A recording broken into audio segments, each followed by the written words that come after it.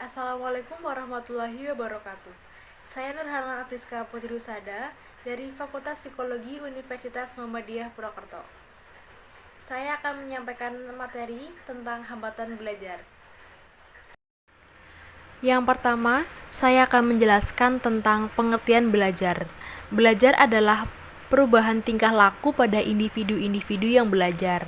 Perubahan itu tidak hanya berkaitan dengan penambahan ilmu pengetahuan, tetapi juga berbentuk kecakapan, keterampilan, atau penyesuaian diri.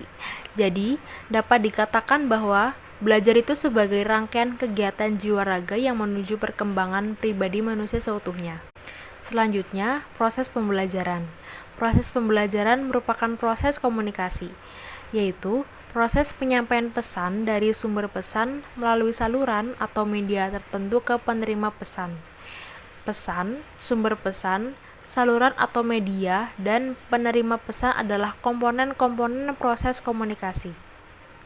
Proses yang akan dikomunikasikan adalah isi ajaran ataupun didikan yang ada dalam kurikulum, yang dapat bersumber dari dosen, mahasiswa, orang lain, ataupun penulis buku dan media. Dan individu-individu tersebut tentunya haruslah berilmu atau berkompeten terhadap materi yang disajikannya. Lalu, apa yang dimaksud dengan hambatan perkembangan belajar?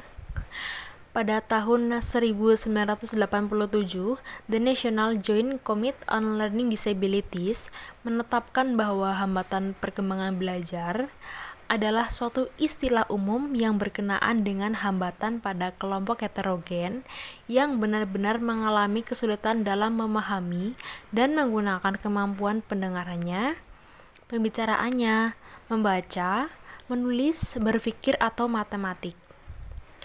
Penyebab hambatan belajar bersifat intrinsik, artinya faktor dari individu itu sendiri yang disebabkan karena disfungsi sistem syaraf pusat. Hambatan tersebut dapat juga terjadi bersamaan dengan hambatan atau gangguan lainnya.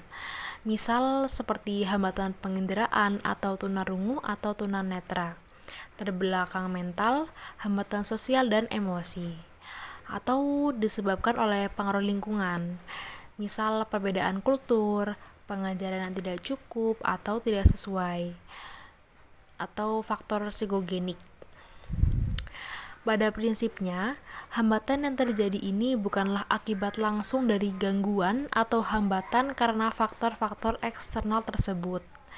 Sedangkan kesulitan belajar spesifik dapat dilihat dari 3 aspek, yaitu medikal, psikologis, dan edukasi.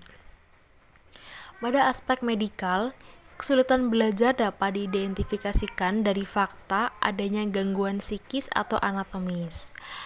Berdasarkan dimensi psikologis, kesulitan belajar spesifik disebabkan oleh disfungsi proses komunikasi atau belajar. Aspek pendidikan, kesulitan belajar spesifik disebabkan karena kegagalan untuk mencapai prestasi akademik atau tingkah laku yang diharapkan.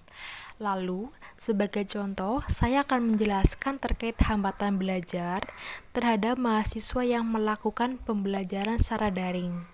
Pada masa pandemi COVID-19 saat ini, kita memang diharuskan untuk melaksanakan kegiatan pembelajaran secara daring. Banyak mahasiswa yang menanggapinya dengan baik dan ada yang tidak menanggapinya secara baik. Untuk alasan mereka yang tidak menanggapi daring secara baik disebabkan oleh beberapa penyebab, di antaranya banyak gangguan yang sifatnya kurang kondusif, pikiran tidak fokus atau buyar, dan ada yang merasakan jenuh jika daring terus-menerus.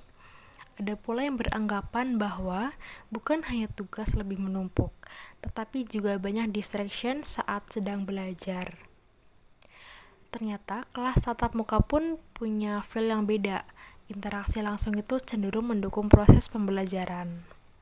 Nah, distraction ini menjadi salah satu kunci mengapa fokus tersebut sulit dibangun.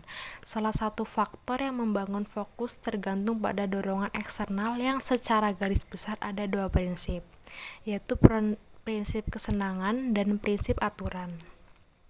Untuk prinsip kesenangan didasari pada dorongan melakukan sesuatu yang disukai dan tertarik dilakukan. Hal ini dilakukan bahkan dapat membangun fokus karena menyukai subjeknya. Yang kedua, ada prinsip aturan yang didasari pada dorongan melakukan sesuatu karena tuntutan aturan yang memiliki akibat.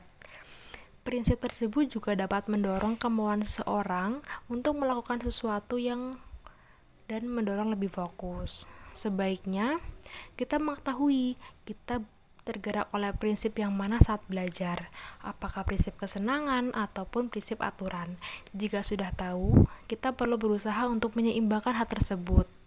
Harapannya kita agar lebih fokus, terutama dalam kegiatan pembelajaran dari rumah secara daring.